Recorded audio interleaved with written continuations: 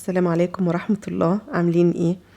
كل يوم بقى في مشاكل اللانش بوكس وكده، وان الولاد بيرجعوا الاكل ما بياكلوهوش من المدرسة. عشان كده هعمل الوصفة دي، هتكون من البيت وكمان مغذية جدا. عملت ايه؟ انا شويت بطاطس في قلب الفرن زي ما احنا بنشوي البطاطا كده. تقدري كمان تعمليها مسلوقة. وسلقت بيض وحطيته عليها كده. وهعملها ههرسها بايه؟ بالزبدة. هرستها في قلب بعضها كده على النار.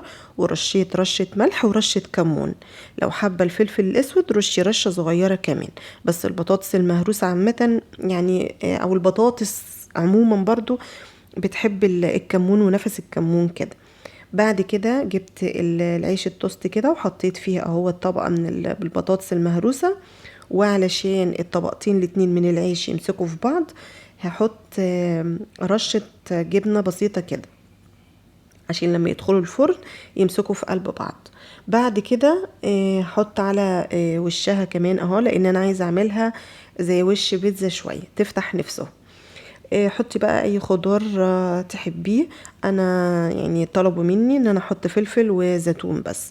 كمان لما تبقي موقفه اولادك الصغيرين جنبك، يعني يقترحوا عليكي ازاي تزوقيها او يساعدوكي، فهيبقوا متحمسين ان هم ياكلوها.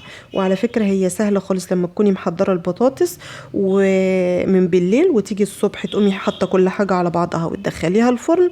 مش هتاخد منك وقت على ما الولاد يلبسوا. فانا شكلتها له اهوت على شكل وش مبتسم كده، بالزيتونتين الاتنين عاملين زي العينين وحته الفلفل زي البق كده. حطيتها في قلب الصينيه اهوت من غير ما ادهنها اي حاجه. وهدخلها الفرن.